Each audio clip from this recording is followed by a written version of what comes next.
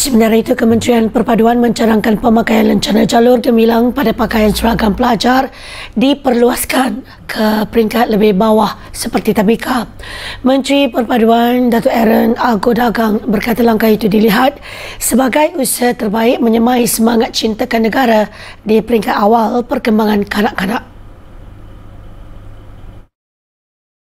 Yang sudah ada sekarang adalah untuk budak-budak sekolah.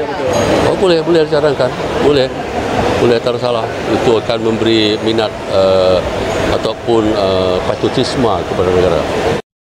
Beliau berkata demikian selepas merasmikan program Jom Baca Bersama 10 Minit 2025 dan Baucer Buku Semarak Membaca 2025 yang diadakan sempena Hari Buku dan Hak Cipta Sedunia di Sungai Petani Kedah pada Selasa.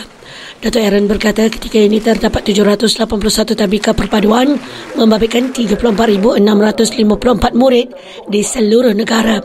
Terdahulu bermula Isnin, murid sekolah di bawah Kementerian Pendidikan KPM mula memakai lencana jalur gemilang di pakaian seragam sekolah masing-masing. Langkah tersebut melibatkan sekolah kerajaan, sekolah bantuan kerajaan, kolej matrikulasi serta Institut Pendidikan Guru Malaysia dengan objektif menyemai semangat patriotisme dalam kalangan murid dan warga pendidik.